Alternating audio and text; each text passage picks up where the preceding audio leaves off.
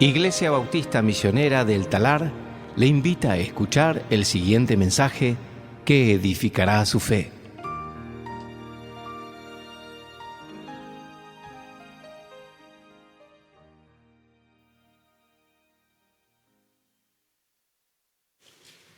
Vamos a abrir nuestras Biblias al libro de Lucas, Lucas capítulo 9, versículo 43 en esta mañana.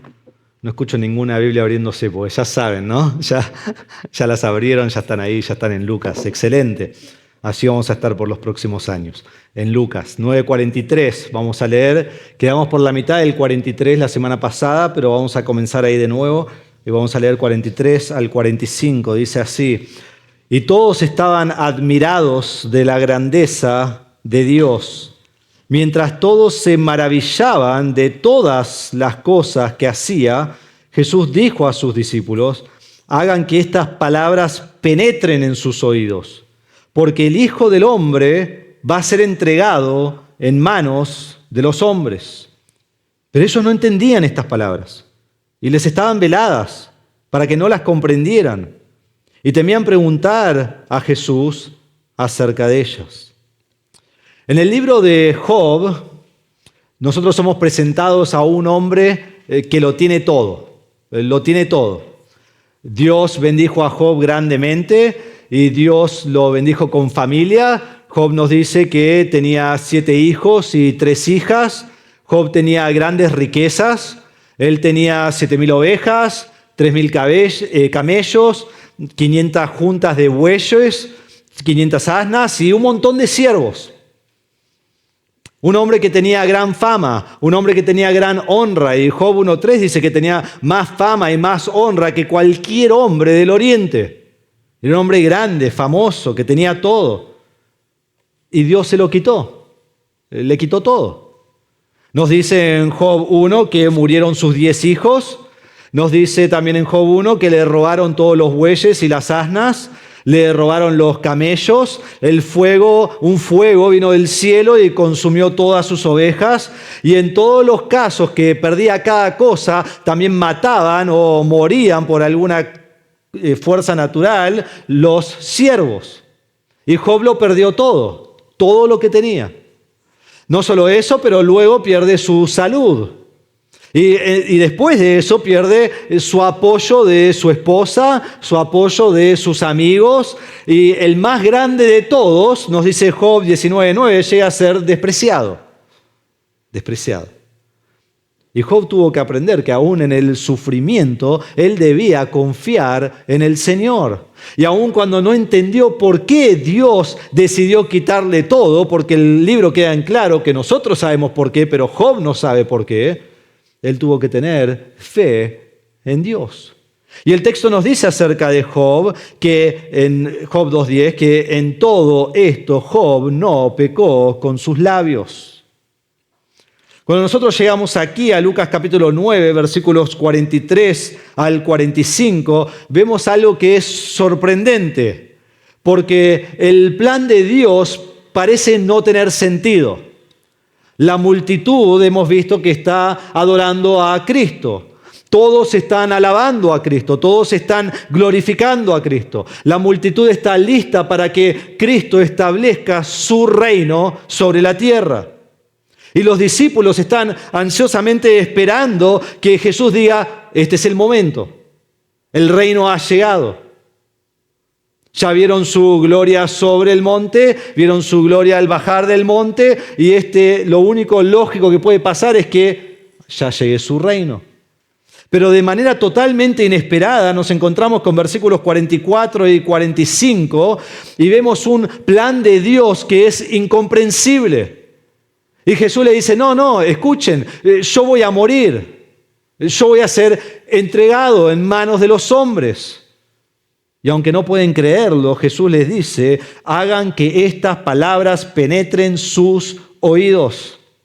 Cristo debe morir. Cristo debe padecer. Y los discípulos vamos a ver que no lo pueden comprender. No pueden asimilar las palabras de Cristo. Te pregunto a vos en esta mañana al comenzar: ¿Cómo respondés vos cuando algo ocurre en tu vida y no podés entender por qué Dios lo permitió? ¿Cómo respondés? Y quizás nunca llegues a entender el propósito de Dios tal como Job. Él nunca lo entiende.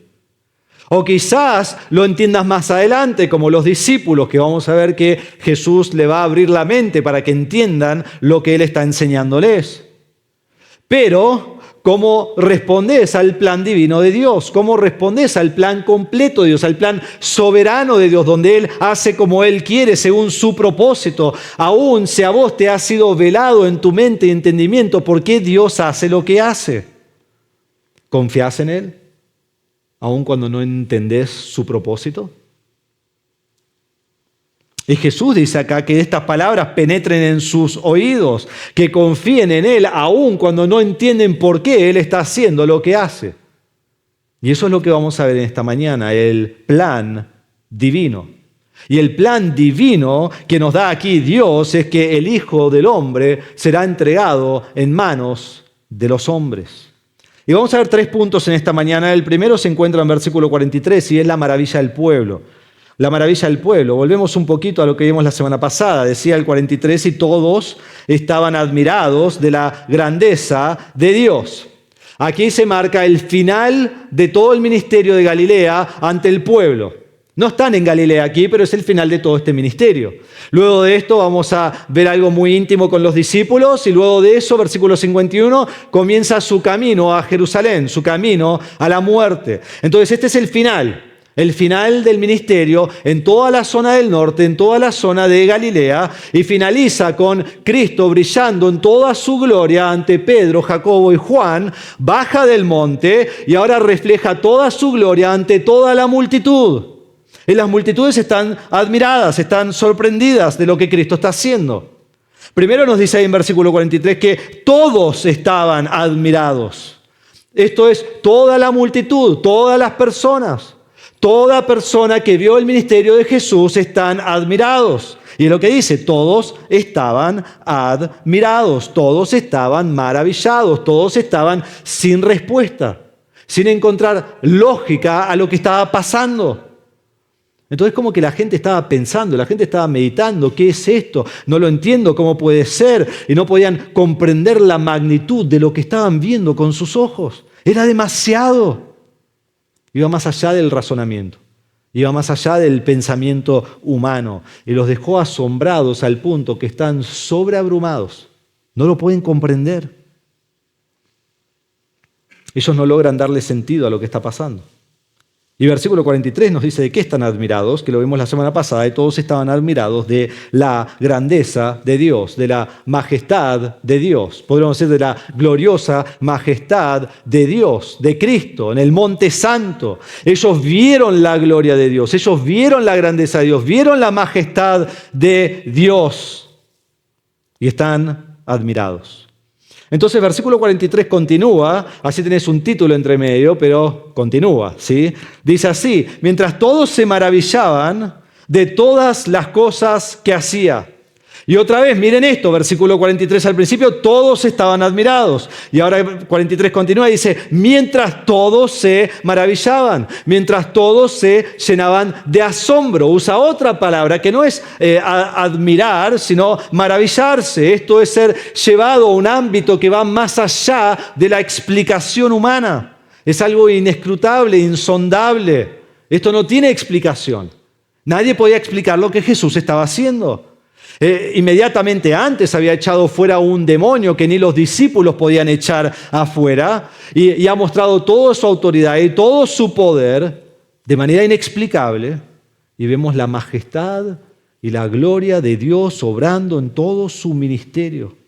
Pero noten lo que dice el texto, mientras todos se maravillaban de todas las cosas que hacía.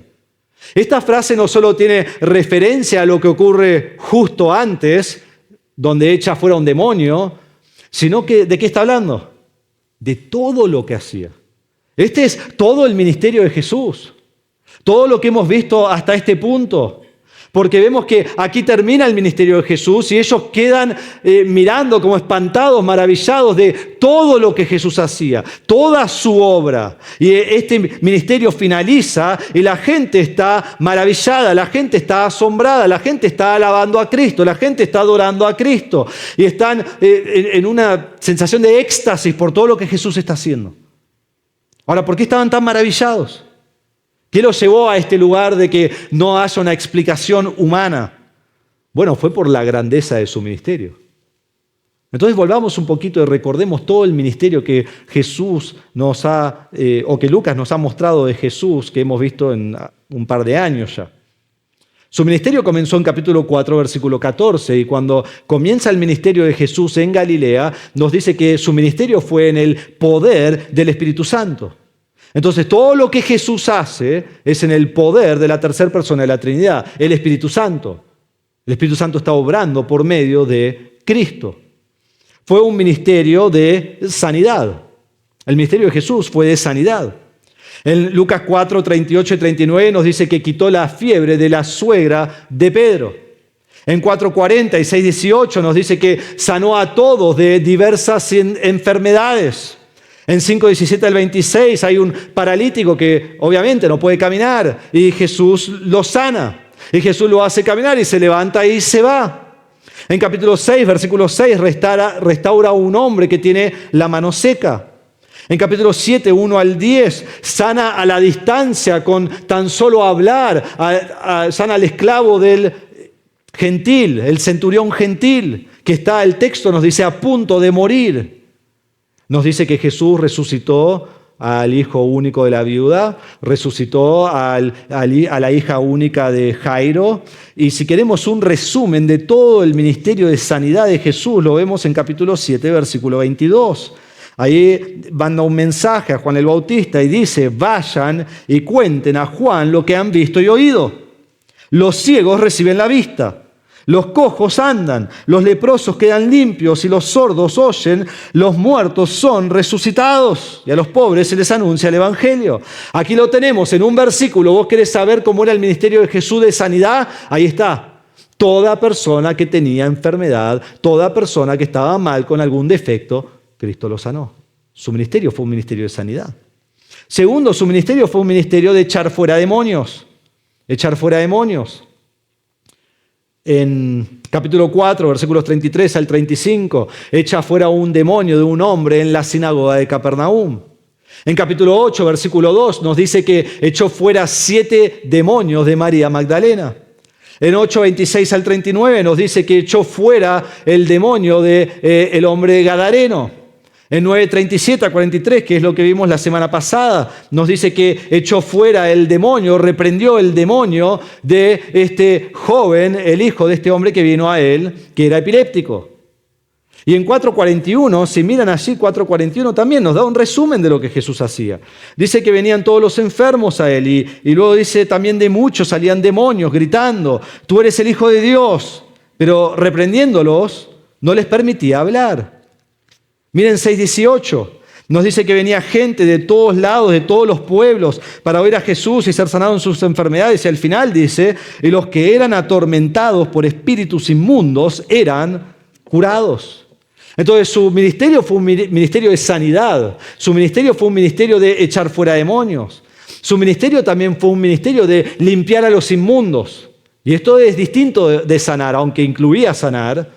Tenemos, por ejemplo, en 5:12 al 15, el hombre leproso. ¿Recuerdan? Que él viene ante Jesús y un leproso debía ser excluido de la sociedad. Un leproso no podía estar entre la sociedad, no podía tocar a nadie y cualquiera que lo tocara ahora también sería leproso. Y Jesús lo toca. Y Jesús lo limpia. Y ahí es muy específico lo que dice. No lo sana, dice, podés ser limpio. Lo limpia. No solo allí, pero más adelante, en 8:43 a 48, una mujer que tiene un flujo de sangre, que también es inmunda, y ella va y toca a Jesús. Y poder sale de Jesús. Y la limpia. La limpia. Entonces fue un ministerio de limpiar a los inmundos. No solo eso, fue un ministerio de milagros. En capítulo 5, 1 al 11, vemos que Jesús está allí con Pedro, se sube a la barca de Pedro. Pedro y los discípulos han pescado toda la noche y en realidad no han pescado nada. Han estado toda la noche intentando pescar algo y no pescaron. Y ahora es la mañana, el mediodía, el peor horario de la pesca. Los pescadores nunca salían a pescar en ese tiempo y Jesús dice, anda a echar la red al mar. Y Pedro dice, bueno, Jesús, no vamos a pescar nada, pero bueno, si vos querés que lo haga, lo hago. Y echa la red y ¿qué pasa? Hay tantos peces que no los pueden levantar y están subiendo los peces a la barca y llaman a otro que venga con otra barca y suben peces a esa barca. Las dos barcas se empiezan a hundir y dice que eran tantos los peces que las redes se empiezan a romper. Y Pedro dice, Señor, apartate de mí que soy pecador. Y vemos estos milagros del Señor. En otra ocasión, en la barca, están cruzando el mar de Galilea, recuerdan, y vienen olas gigantescas sobre ellos que van a morir. Despiertan al Señor Jesús y le dicen, ¡sálvanos! Y Él habla, y el viento para, y el mar para, todo en un instante. Y vemos la obra milagrosa de Cristo. Entonces fue un ministerio de sanidad y de echar fuera demonios y de limpiar al inmundo y de milagros. Y todas estas cosas que Jesús hizo, lo más impactante es que lo hace todo con misericordia. Fue un ministerio de misericordia. Y esto creo que impactó a la gente, a la multitud, aún de la misma manera que las otras cosas, porque nunca habían visto esto. Los líderes religiosos no tenían misericordia hacia ellos, no les importaba a la gente. Pero Jesús tenía misericordia. Nos dice en capítulo 5, versículos 30 al 32, cuando Él se aproxima a Mateo, un recaudador de impuestos, y después come con Él y sus amigos pecadores, los fariseos preguntan, ¿por qué comen y beben ustedes con los recaudadores de impuestos y con los pecadores? Y Jesús les responde, los sanos no tienen necesidad de médico, sino los que están enfermos.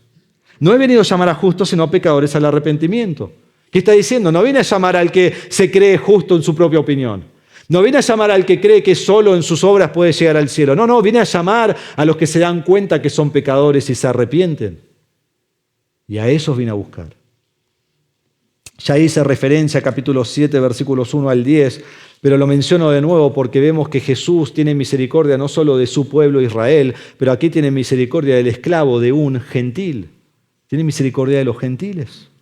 En capítulo 7, 11 al 17, vemos que tiene misericordia de una viuda que perdió a su único hijo. En 7:36 al 50 tiene misericordia de esta mujer pecadora que vino y besaba los pies de Jesús todo el tiempo. Y los otros fariseos decían, Jesús, ¿no te das cuenta quién es? Y dice, sí, exactamente sé quién es. Y tengo misericordia de ella.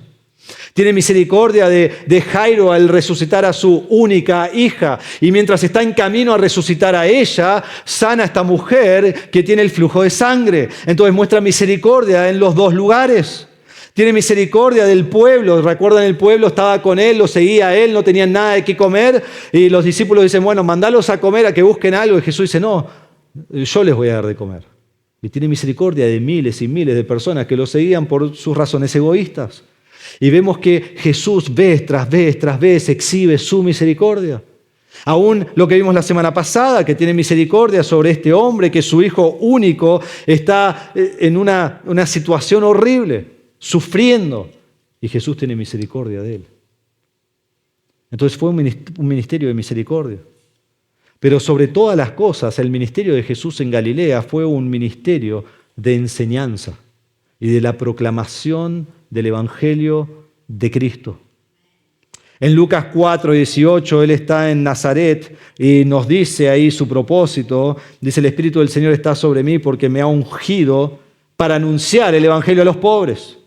Me ha enviado para proclamar libertad a los cautivos. O sea, la razón que lo ha enviado a hacer un ministerio es proclamar el Evangelio, el reino.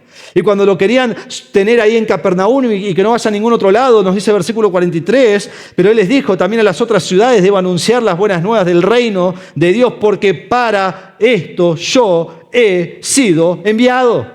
Él nos da su propósito.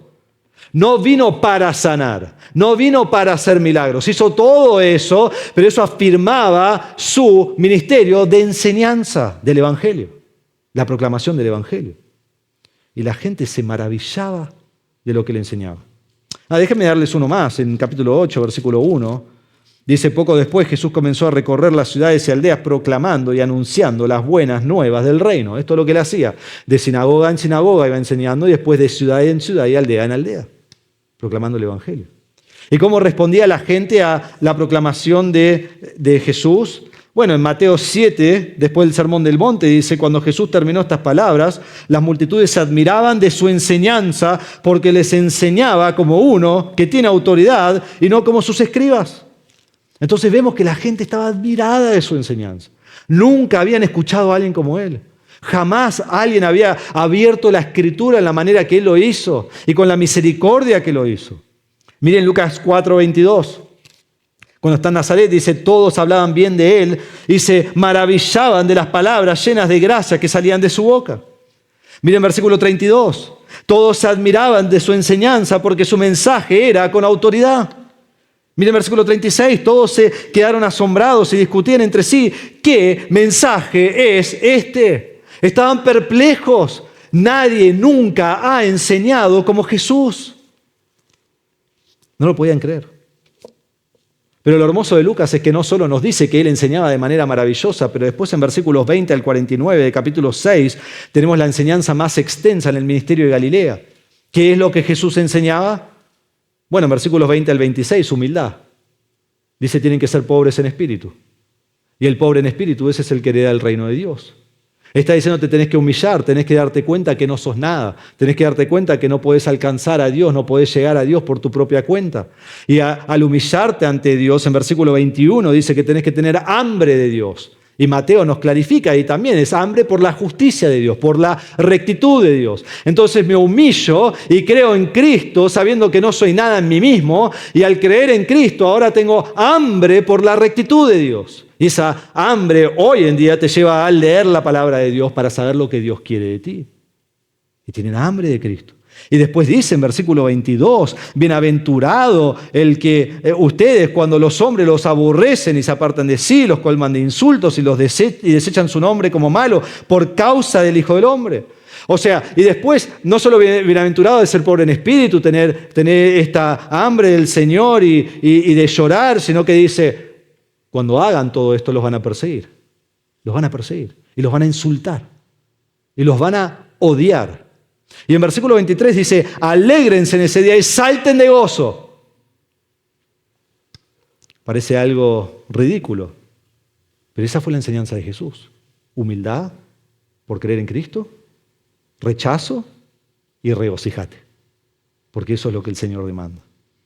En versículos 27 en adelante vemos que no solo fue una enseñanza de humildad, sino que fue una enseñanza de amor puro y verdadero. En versículo 27 dice, pero a ustedes los que oyen les digo, amen a sus enemigos, hagan bien a los que los aborrecen, bendigan a los que los maldicen, oren por los que los insultan. Ellos jamás habían escuchado estas palabras, jamás.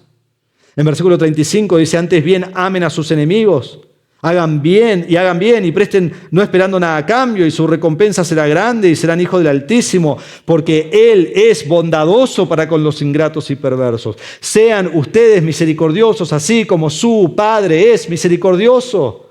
Entonces dice, amén, demuestren misericordia con su amigo y con su enemigo y con todas las personas. Claro, quedaron maravillados.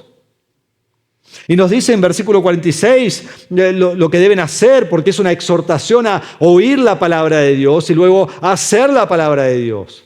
Que vos decís, ¿cómo sé si yo soy salvo? Ese es el significado. Escucho la palabra y hago la palabra. Si decís, yo lucho con si realmente soy salvo o no, bueno, responde esta pregunta. ¿Escuchás la palabra y hacés la palabra? Si lo haces, sos salvo. Si no, no sos salvo. Punto. Y eso es lo que dice Jesús. Porque ustedes, en versículo 46, me llaman Señor, Señor, y no hacen lo que yo digo.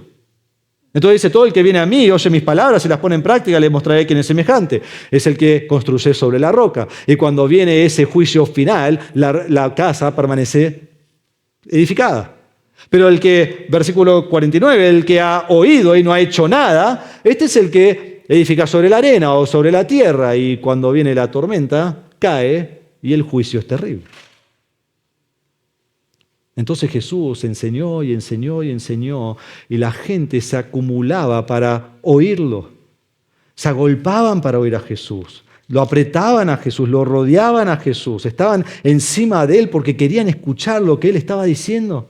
Miren capítulo 5, versículo 1, dice: aconteció que mientras la multitud se agolpaba sobre él para oír la palabra de Dios, estando Jesús junto al lago de Genezaret, versículo 3, subiendo a una de las barcas, que era de Simón, pidió que se separara un poco de tierra y sentándose enseñaba a las multitudes de la barca. Está ahí en la orilla del mar de Galilea y están todos encima, no puede enseñar. Dice: Pedro, vení, dame la barca y moveme un poco hacia atrás y déjame enseñar de ahí.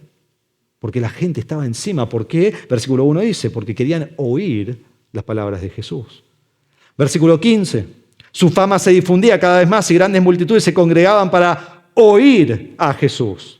Versículo 19: Jesús está enseñando en una casa y traen este paralítico a él, pero no pueden llegar a él. Dice versículo 19: no hallando cómo introducirlo debido a la multitud. Entonces van a la terraza, hacen un agujero y lo bajan por allí porque es la única forma de llegar a Jesús, porque Él está enseñando y la gente está todo alrededor. Quiere escucharlo. En capítulo 6, 17 dice que después de que desciende con los discípulos, después de llamarlos a sí mismo, dice: descendió con ellos y se detuvo en un lugar llano. Y había una gran multitud de sus discípulos y una gran muchedumbre del pueblo, de toda Judea, de toda Jerusalén y de la región costera de Tiro y Sidón. Estos son gentiles. Y dice que habían ido para oír a Jesús. Ahora, habían otros propósitos ahí también, pero vinieron para oír a Jesús. Capítulo 8, versículo 4. En versículo 1 nos dijo que Jesús iba de aldea en aldea proclamando el evangelio del reino de Dios. En versículo 4 dice: habiéndose congregado una gran multitud y los que de varias ciudades acudían a Jesús, entonces les habló por medio de una parábola. Se acumulan todos y Jesús le está enseñando. Y versículo 19, la familia se quiere acercar a Jesús. Y dice: entonces la madre y los hermanos de Jesús llegaron a donde él estaba, pero no podían acercarse a él debido al gentío. Jesús está enseñando y enseñando y nadie puede acercarse lo más cerca a Jesús porque quieren escucharlo. Están todos a su alrededor. Capítulo 9, versículo 11, dice: pero cuando la gente se dio cuenta de esto, los siguió y Jesús, recibiéndoles, les hablaba del reino de Dios y sanaba a los que tenían necesidad de ser curados. La gente está ahí esperando, la gente ve lo que Jesús está haciendo y Él comienza a enseñarles. Ellos quieren oír a Jesús. Entonces debemos entender que sobre todo su ministerio en Galilea fue un ministerio de enseñanza, un ministerio de proclamar el evangelio del reino de Dios. Pero ponemos todo junto. Vemos que los milagros y las sanidades y las obras y las enseñanzas de Cristo se fueron apilando una sobre otra y un montón ni sabemos, como dice Juan en su evangelio. Si se escribiera todo lo que hizo Jesús, no entraría en todos los libros del universo. ¿Y cómo respondió la gente? En 4.15 se maravillaban de él. En 4.22 también, 4.15 lo alababan. 4.22 se maravillaban de él. 4.36 se asombraron de su autoridad. 5.26 se asombraron de Cristo y glorificaban a Dios. 7.16 el temor se apoderó de todos y glorificaban a Dios. Hasta que, hermanos, esto llega a su culminación en capítulo 9, versículo 43. Y la única respuesta de la gente es: se admiraban de su majestad. Y mientras todos se maravillaban de todas las cosas que hacía, termina todo el ministerio de Jesús en Galilea, de semanas y meses y años, y están maravillados. Pero podríamos decir, tristemente, solo estaban maravillados. Tristemente solo estaban maravillados. Una generación incrédula y perversa simplemente se maravillaron de las obras de Cristo. Acá en estos versículos no hay arrepentimiento de pecados. Acá en estos versículos no hay fe en el evangelio de Cristo, lo que él enseñaba. No dejaron todo por seguir a Cristo, y es más, cuando ya va camino a Jerusalén, vamos a ver en versículos 57 en adelante, un montón de gente que no quiere dejar todo y seguir a Cristo. No hay una respuesta de fe de la multitud, de que ellos responden a Cristo. Simplemente se maravillan, simplemente se asombran. Y te pregunto, ¿qué tal vos? ¿Qué tal vos? ¿Qué produce en ti el ministerio de Cristo en Galilea? ¿Qué produce en ti ver la deidad de Cristo desplegada y manifestada en esta manera?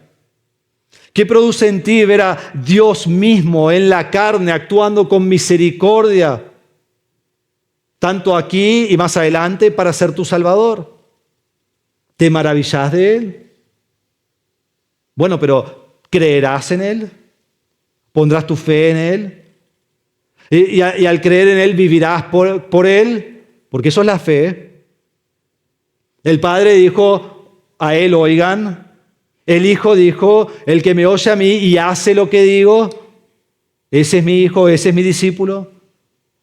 La vida y el ministerio de Jesús no puede culminar en maravilla. Maravilla puede ser una parte de lo que hacemos al ver el ministerio de Jesús, pero no es la culminación. La culminación es fe para salvación. Y eso lleva a fe para santificación.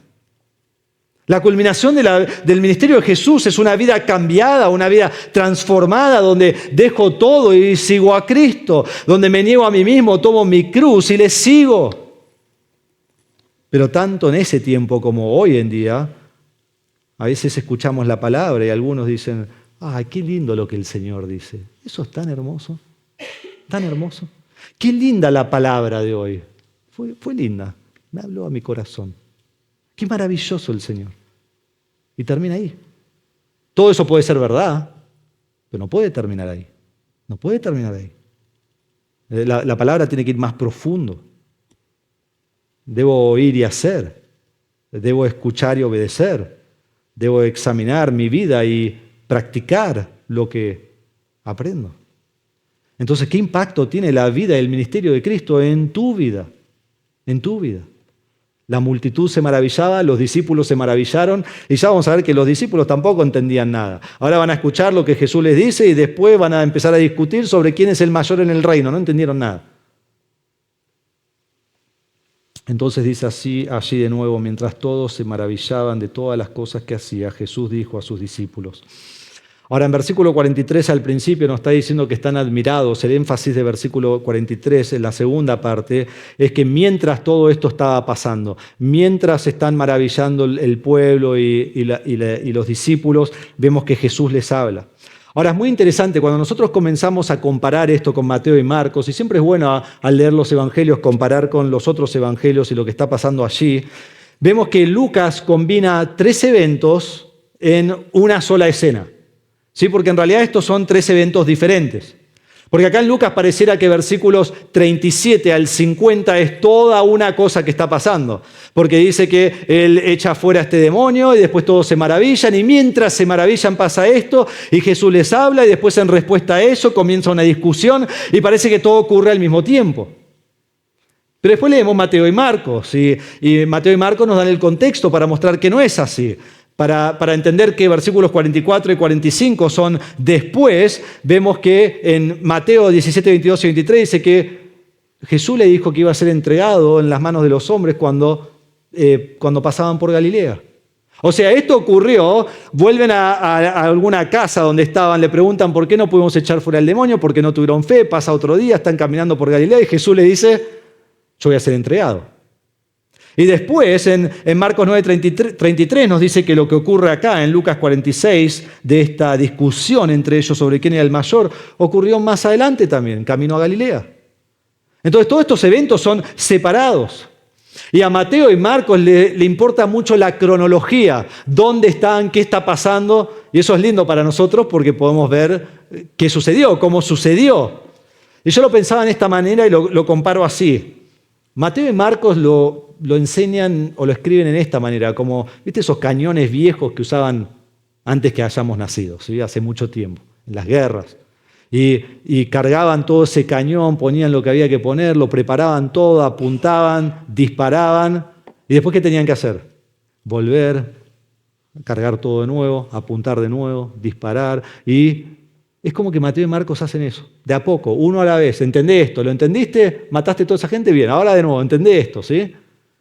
Donde Lucas es como que entra el guerrero con la ametralladora, ¿no? Y empieza a disparar para todos lados y no para. Y eso es lo que vemos en esta escena, es como viene esto, después viene esto, después viene esto y no se frena. Y sigue y sigue. Ahora, ¿por qué Lucas hace esto? Y déjeme mostrarle una cosa más. Lucas, en su escrito, muchas veces usa la palabra egeneto, ¿sí? Que lo hemos visto varias veces. Que, por ejemplo, en versículo 37 se traduce y aconteció. En versículo 51 se traduce sucedió. Y él usa esta palabra en griego cuando él está queriendo como cambiar el tema o llevar para adelante la narración. Y es muy interesante que la última vez que lo usó fue lo que les acabo de leer, en 37. Y la próxima vez que lo usa es en 51. Y que está demostrando aún con su gramática y su literatura de que todo esto él lo ve como un evento, una cosa que ocurre toda junta. Y cuando termina, en versículo 51, vuelve a decir egeneto, sucedió, o aconteció, o pasó ese día. Entonces vamos viendo que él quiere juntar todas estas tres escenas. Ahora, ¿por qué las quiere juntar? Porque el tema de Lucas no es el contexto en realidad. Así como en 9:18 no dijo que fueron a Filipo de Cesarea, sino que él dice, estaba orando Jesús a solas.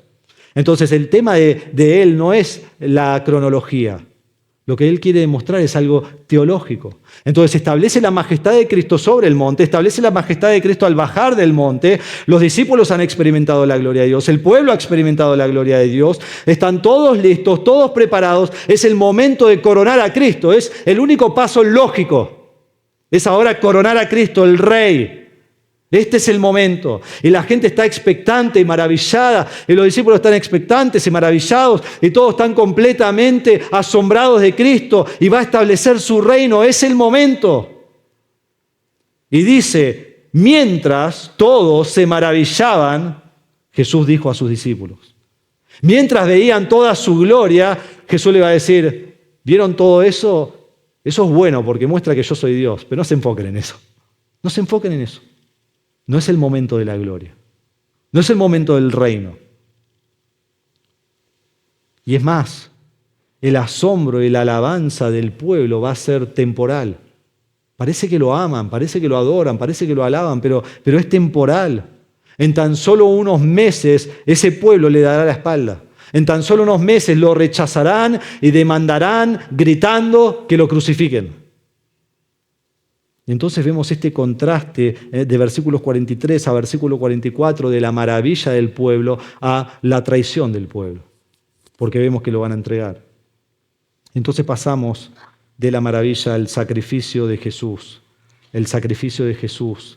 Y dice Jesús en versículo 44, hagan que estas palabras penetren sus oídos, presten atención cuidadosa, que estas palabras queden grabadas en sus mentes, que lleguen a la profundidad de su corazón. Recuerden siempre esto que les voy a decir, porque han visto los milagros, han visto las sanidades, han visto las expulsiones de demonios, aún han visto la gloria de Cristo. Pero, discípulos, esta no es toda la historia. Esto no es el plan completo de Dios. Esto no trae redención a nadie. Esto no los salva de sus pecados. Esto no les da entrada al cielo. Entonces sepan esto. Graben esto en sus mentes. Y es un mandato. Hagan y penetren, van juntas. Es como que, bueno, es un verbo, pero van juntas. Hagan que estas palabras penetren. Es un mandato. Esto es lo que tienen que hacer.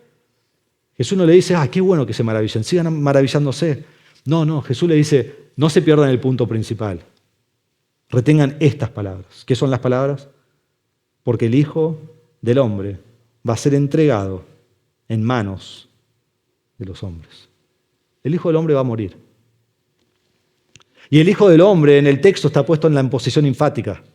Y sabemos que el Hijo del Hombre se refiere a Cristo y vuelve a Daniel 7, 13 y 14 de la deidad de Cristo. Y no es casualidad que está puesto allí en la posición enfática, porque Jesús está diciendo, el que tiene todo el dominio y toda la gloria y todo el reino, que todos sirven y su reino es para siempre, no puede ser destruido, ese va a morir. A ese lo van a matar. Y ellos deben pensar, él no puede ser destruido. Morirá. El que tiene todo el dominio será entregado.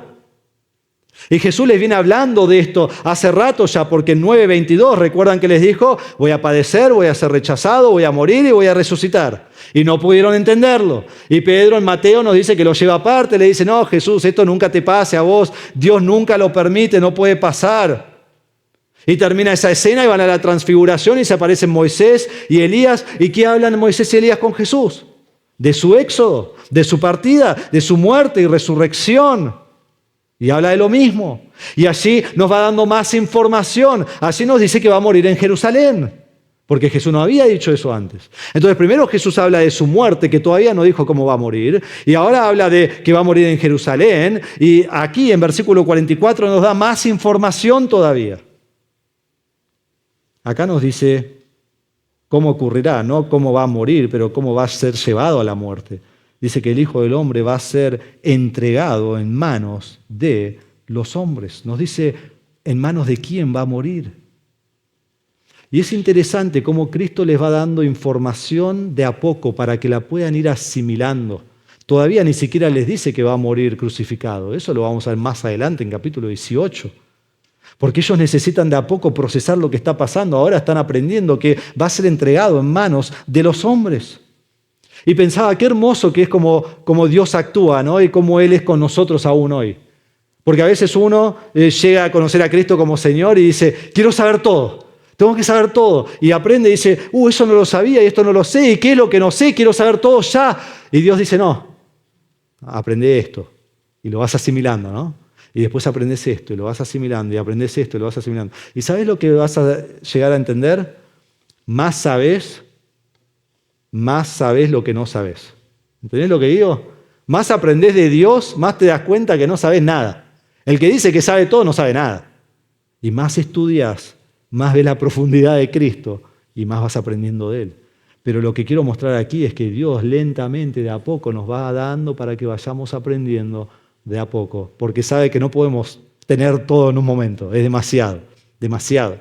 Entonces aquí dice que va a ser entregado. Este va a ser es la palabra melei en el griego y es algo inevitable, es su destino, él va a ir allí, no se puede cambiar, esto tiene que suceder. Y la palabra expresa inminencia, expresa estar próximo a la muerte, esto ya está por ocurrir.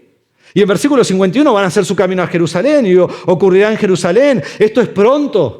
Muy, muy pronto.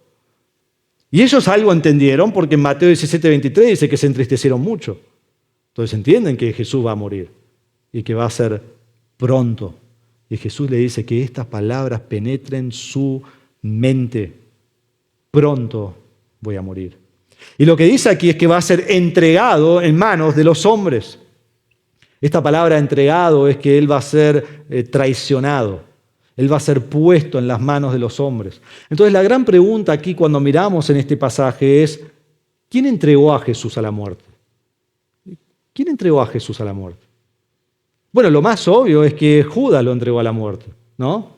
Judas anduvo con Jesús, Judas escuchó a Jesús, él fue ministrado por Jesús, Judas tuvo oportunidades que nadie más tuvo, además de los discípulos, vio el poder de Dios y la autoridad de Dios, el amor de Dios y la misericordia de Dios, y Él lo entrega.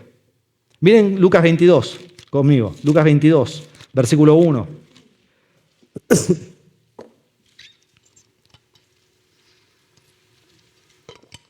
Y la palabra aquí, en 9:44, entregar es paradidomi, y los versículos que voy a leer usan la misma palabra, mostrando que es lo mismo. Y dice en 22:1, se acercaba la fiesta de los panes sin levadura, llamada la Pascua, y los principales sacerdotes y los escribas buscaban cómo dar muerte a Jesús, pero temían al pueblo. Entonces Satanás entró en Judas, llamado Iscariote, que pertenecía al número de los 12 apóstoles, y él fue y discutió con los principales sacerdotes, con los oficiales, sobre cómo entregarles, paradídome, a Jesús. Ellos se alegraron y convinieron en darle dinero, y él aceptó y buscaba una oportunidad de entregar a Jesús sin hacer un escándalo. Es Judas quien entrega a Jesús.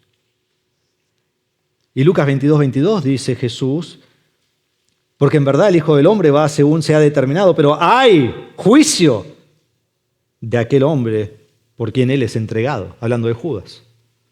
Y en capítulo 22:47 están en el jardín de Getsemaní y ahí aparece Judas con una tropa romana, con cientos de soldados y besa a Jesús. Y versículo 48 nos dice, Jesús le dijo, Judas, ¿con un beso entregas al Hijo del Hombre? Fue Judas quien entregó a Jesús.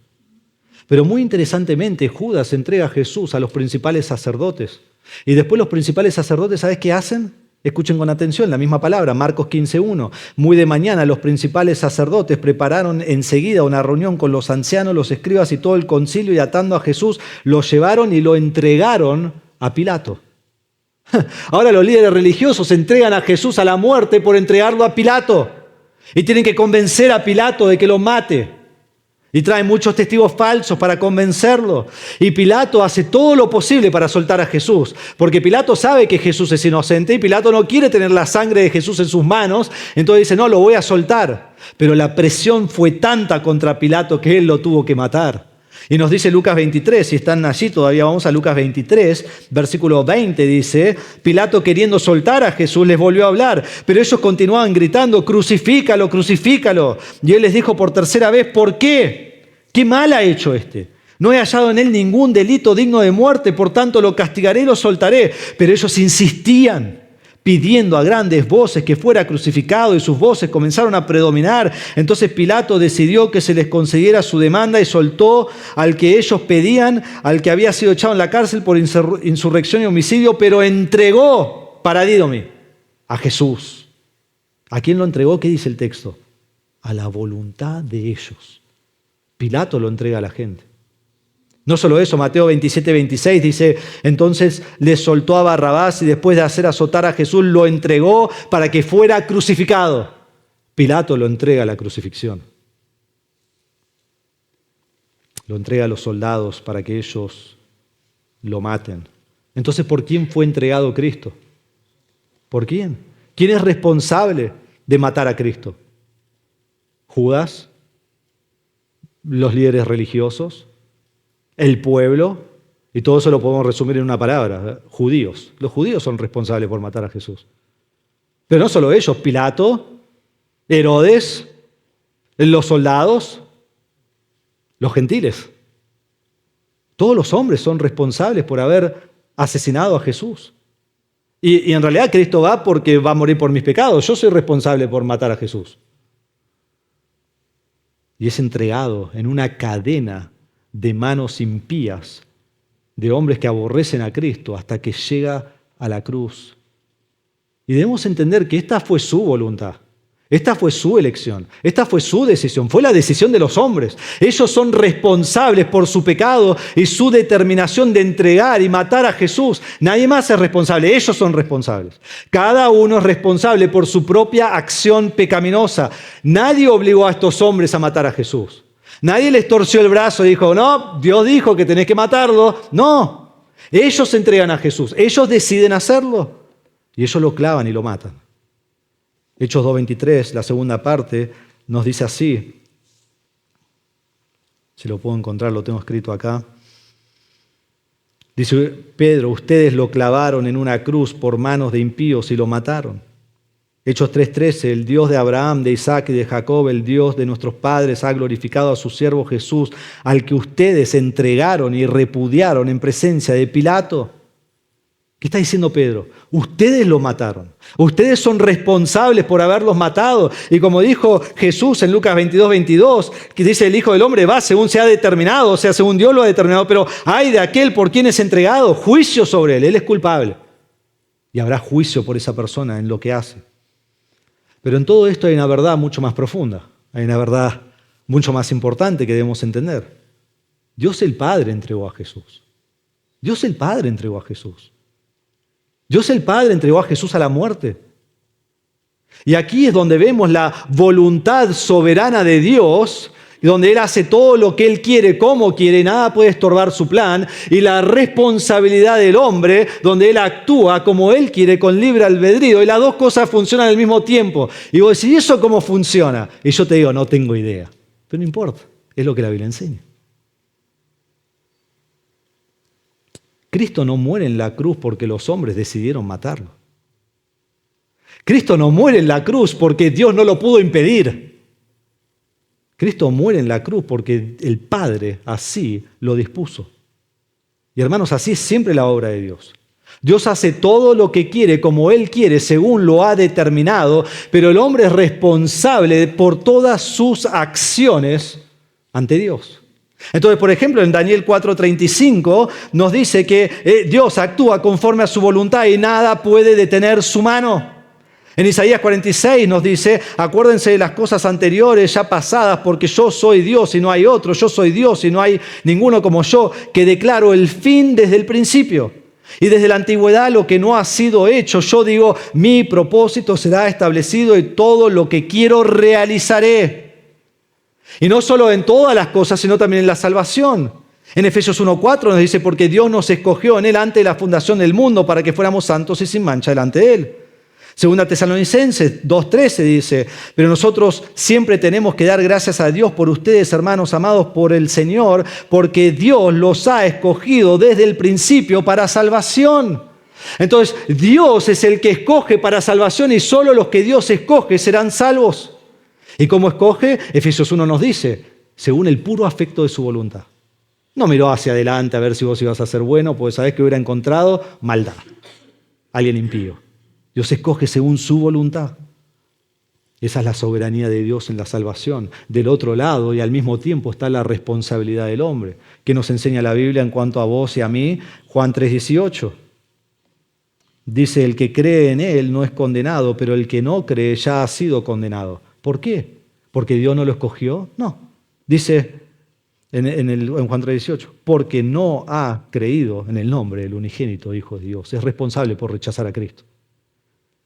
Juan 3:36, el que cree en el Hijo tiene la vida eterna, pero el que no obedece al Hijo no verá la vida. El mismo principio. Entonces, Dios en su soberanía actúa como Él quiere, nada puede estorbar su plan, mientras al mismo tiempo yo soy responsable por cada decisión y cada acción que yo tomo. Y aquí en este contexto vemos que Dios actúa de manera soberana en entregar a Cristo y el hombre es totalmente responsable por también entregar a Cristo y matarlo. Las dos cosas son verdad al mismo tiempo. Pero fue Dios quien lo entregó. En Isaías 53:10 nos dice que Jehová Dios quiso quebrantarlo. Y dice que lo sometió a padecimiento y Él lo entregó para que sea la expiación. Y vemos así en ese pasaje que fue el placer de Dios, el deleite del Padre de matar al Hijo. Y lo sometió a sufrimiento para ser sacrificado por nosotros. En Romanos 8:32 nos dice, el que no negó ni a su propio Hijo, sino que lo entregó por todos nosotros. Otra vez, paradidomi. Fue el plan de Dios entregar a Cristo por nosotros. Y este plan no comenzó en Mateo, en Marcos, en el Nuevo Testamento. Este plan se ve en todo el Antiguo Testamento. ¿Recuerdan cuando Adán y Eva pecan? ¿Qué ocurre? Dios les hace una promesa en Génesis 3:15. Va a venir un hombre de la simiente de la mujer y él va a aplastar la serpiente, que es el diablo. Ya está allí el evangelio expuesto de lo que va a suceder. En Éxodo 12, 1 al 14, la primer Pascua, y Dios le dice a los israelitas, ustedes tienen que matar un cordero y poner la sangre en los postes y en el dintel. Y todo el que pone la sangre va a venir el Espíritu sobre esa casa y no va a matar a su primogénito. Porque la sangre era la expiación. En Levítico 16:15 en adelante vemos que el sumo sacerdote ofrecía la sangre del macho cabrío como expiación de los pecados. Y todas estas cosas del Antiguo Testamento, y hay muchas más, miraban hacia adelante a un Redentor que iba a morir por ellos. Es Cristo, quien Dios había planeado. Y cuando viene Juan el Bautista, él dice, ahí está el Cordero de Dios que quita el pecado del mundo. Él es el que va a hacer la expiación. Él es el que va a morir. Dios lo ha determinado. Este siempre fue el plan predeterminado de Dios. En Hechos 2:23, había leído la segunda parte, pero leo la primera. Pedro dice, este fue entregado por el plan predeterminado y el previo conocimiento de Dios y ustedes lo clavaron en una cruz. Ahí lo tenemos, soberanía de Dios, responsabilidad del hombre. Él murió porque Dios lo había predeterminado. Hechos 4:27, porque en verdad en esta ciudad se unieron tanto Herodes, y acá está Pedro hablando de nuevo, como Poncio Pilato, junto con los gentiles y los pueblos de Israel. Acá todos son culpables, ¿no? Contra tu santo siervo Jesús, a quien tú ungiste para hacer cuanto tu mano y tu propósito habían predestinado que sucediera. Se juntó todo el mundo para hacer lo que Dios Padre dijo que iba a pasar. Lo que Dios Padre no solo dijo, sino que planeó y predeterminó. Y esto no lo determinó en Génesis 3, esto no lo determinó en Génesis 1. Esto fue predeterminado antes de la fundación del mundo. En 1 Pedro, capítulo 1, versículo 18, dice así: ustedes saben que no fueron redimidos de su vana manera de vivir, heredada de sus padres con cosas perecederas como oro, plata, sino con sangre preciosa como de un cordero sin tacha y sin mancha, la sangre de Cristo, porque Él estaba preparado desde antes de la fundación del mundo. ¡Wow! Desde antes de la fundación del mundo. Esto fue determinado en la eternidad pasada. Antes que Dios cree el universo, antes que Dios cree el planeta Tierra, antes que crea al hombre, antes que crea a los ángeles, antes que el hombre caiga en pecado, ya Dios en su voluntad estableció antes de la fundación del mundo que Cristo iba a venir a morir. Todo eso lo planeó antes. Y 2 Timoteo 1:9 nos dice: Él nos ha salvado y nos ha llamado con un llamamiento santo, no según nuestras obras, sino según su propósito y según la gracia que nos fue dada en Cristo Jesús desde la eternidad. El Padre entregó a Cristo a la muerte. Dios Padre mató a Jesús y planeó la ejecución desde antes de la fundación del mundo. Pero esta no fue una ejecución del mal venciendo al bien, sino que fue hecho por el decreto perfecto del Padre. Pero hermanos, hay algo aún adicional a esto. Dios el Padre entregó a Jesús, pero ¿sabías que Jesús se entregó a sí mismo? Jesús se entregó a sí mismo. Usa esta misma palabra en varios lugares. En Efesios 5:2 dice Pablo: y anden en amor, así como también Cristo les amó y se dio, se entregó paradídome a sí mismo por nosotros. En Efesios 5:25, hablando del matrimonio, dice: maridos, amen a sus mujeres, así como Cristo amó a la iglesia y se dio, se entregó paradídome, Él mismo por ella. Cristo se entregó por nosotros. Nadie tomó la vida de Jesús. Él la dio voluntariamente.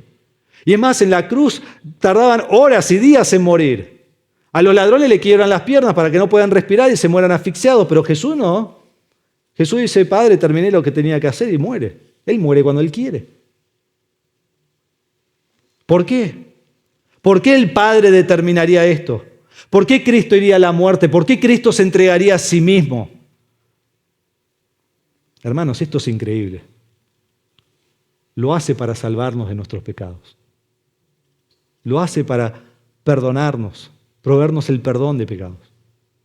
Efesios 1:7 nos dice que en Cristo tenemos redención mediante su sangre, el perdón de nuestros pecados, según la riqueza de su gracia. Cristo se entrega, el Padre lo entrega para ser nuestro Salvador. El Padre lo entrega para reconciliarnos a Dios. Todo esto lo hizo por nosotros. Todo esto lo hizo por ti, para que tengas vida en el Hijo. Pero no solo eso, sino para cumplir su plan eterno. Filipenses capítulo 2, versículos 8 en adelante nos dice que Cristo se humilló como un esclavo, y se humilló como lo peor de un esclavo y muere en la cruz. Hizo todo esto ¿para qué? Para que después fuera exaltado, y fuera exaltado hasta lo sumo, y para que toda rodilla se doble y toda lengua confiese que Jesús es Señor. Pero un pasaje que me encanta aún más que ese es el pasaje en el cual Él va a recibir toda la gloria y todo el honor para siempre. Si vos lees Apocalipsis capítulo 4, ahí habla del trono de Dios y que Dios Padre está sentado sobre su trono. Y después en capítulo 5 habla de Cristo, que también está allí sentado a la diestra del Padre, y Él está en toda su gloria. Entonces Apocalipsis 4, la gloria del Padre; Apocalipsis 5, la gloria de Cristo. Y en 5, 12 y 13 dice así, escuchen: el Cordero que fue inmolado, este es Cristo, es digno de recibir el poder, la riqueza, la sabiduría, la fortaleza, el honor, la gloria y la alabanza. Después versículo 13 dice así: y oí decir a toda cosa creada que está en el cielo y sobre la tierra y debajo de la tierra y en el mar, y a todas las cosas que en ellos hay, al que está sentado en el trono. Este es Dios Padre, pues si lees capítulo 4 es la referencia a Dios Padre. Y al Cordero, este es el Señor Jesucristo, sea la alabanza, la honra, la gloria y el dominio por los siglos de los siglos. El propósito final es más que redención, es gloria al Padre y al Hijo por toda la eternidad, para siempre.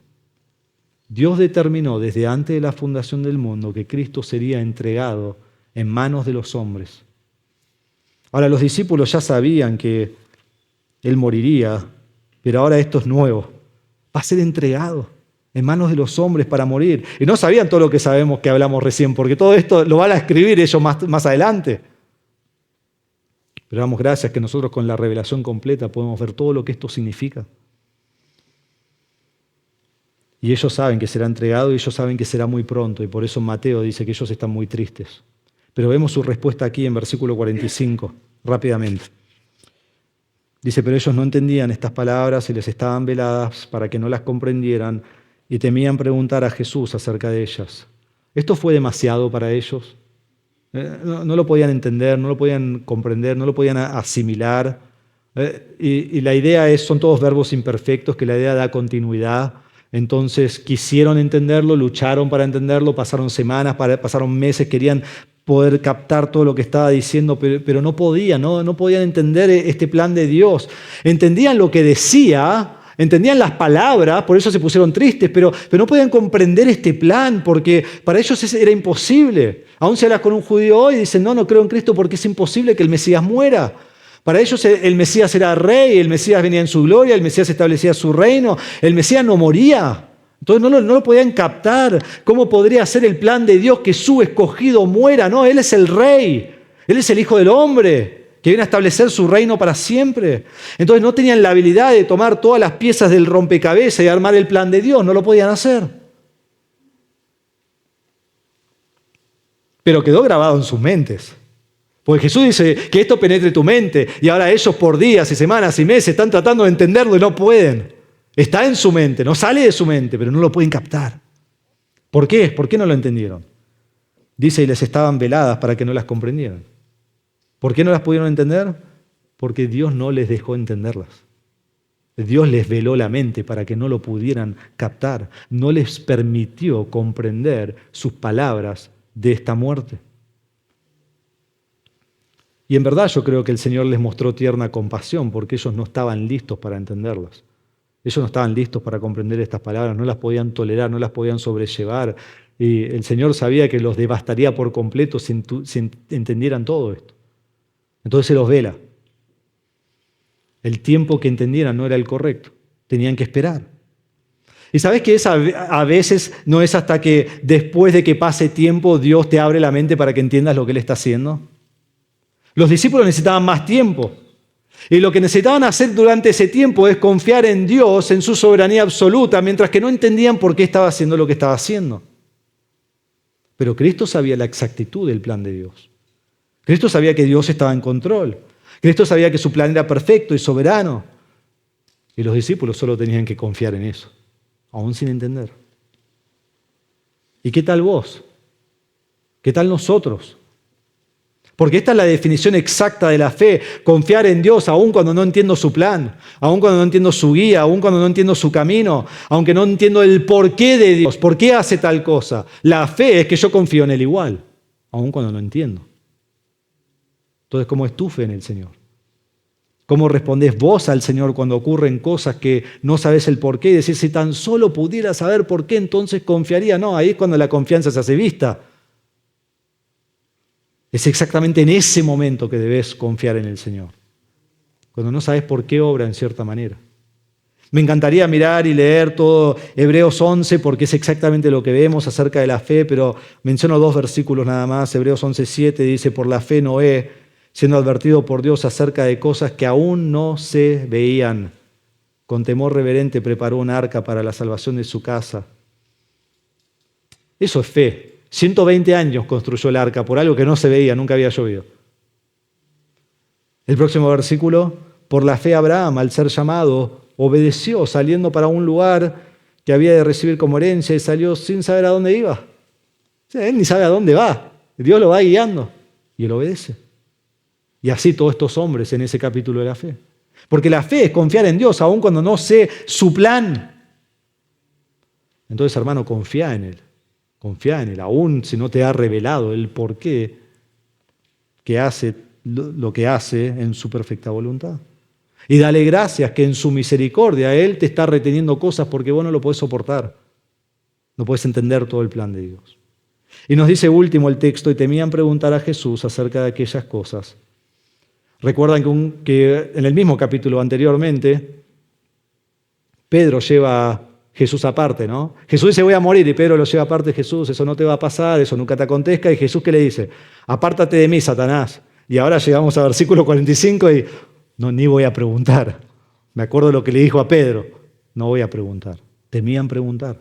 Y los tres verbos son continuos. Ellos no entendían, todo el tiempo no podían comprender, todo el tiempo Jesús le estaba velando las mentes y todo el tiempo temían preguntar, querían saber, pero tenían miedo de preguntarle a Jesús.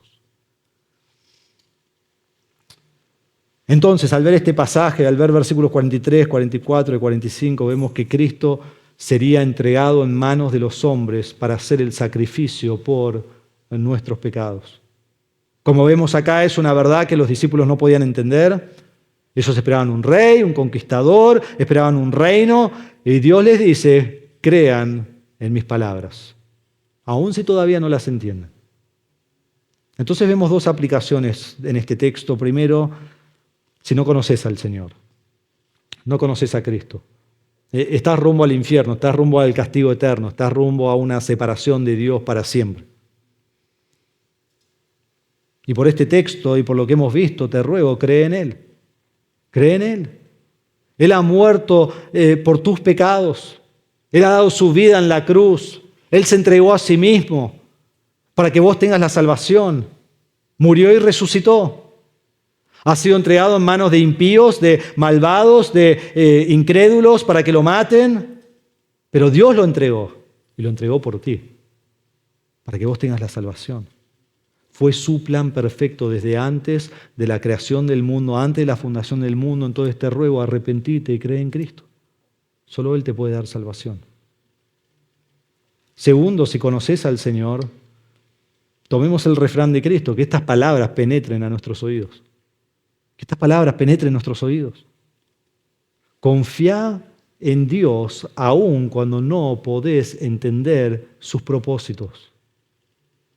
¿Por qué ocurrió ese accidente? ¿Por qué falleció ese ser querido? ¿Por qué el Señor no me salvó de niño o joven y hubiera usado todos estos años para servirle? ¿Por qué no lo permitió? ¿Por qué el Señor no me dio esta carrera o ese trabajo o esa esposa o ese marido o esa familia? ¿Por qué el Señor no me dio esos padres? No sé. Y no sé qué otra pregunta tenés, pero confía en Él. Confía en Él. Porque todos tenemos preguntas diferentes y todos tenemos situaciones diferentes y todos tenemos pruebas diferentes, pero todos tenemos el mismo Dios en el cual debemos confiar. Entonces, Dios no te llama a entender sus propósitos que Él ha determinado no revelarte, ¿no? Sino a confiar en que su propósito es perfecto y aun cuando no podés comprenderlo, podés saber que va a ser todo de manera soberana y va más allá de lo que puedo comprender. Entonces volvemos a Job. Job nunca supo por qué Dios hizo lo que le hizo. Nosotros sí, pues lo podemos leer, pero Job no sabe por qué. Y aún así, le costó, pero aprendió a confiar en Dios. Los discípulos no entendieron el plan soberano de Dios. Hasta el final, en los últimos 4 versículos, es donde Jesús finalmente se lo revela. Lucas 24, 45 dice, entonces le abrió la mente para que comprendieran la Escritura. No fue hasta el final de ese ministerio. Cuando Jesús dijo, están listos porque ahora yo voy a ascender al Padre y ellos van a predicar el Evangelio. Es el momento. Entonces no sabemos si Dios nos va a dejar entender o no.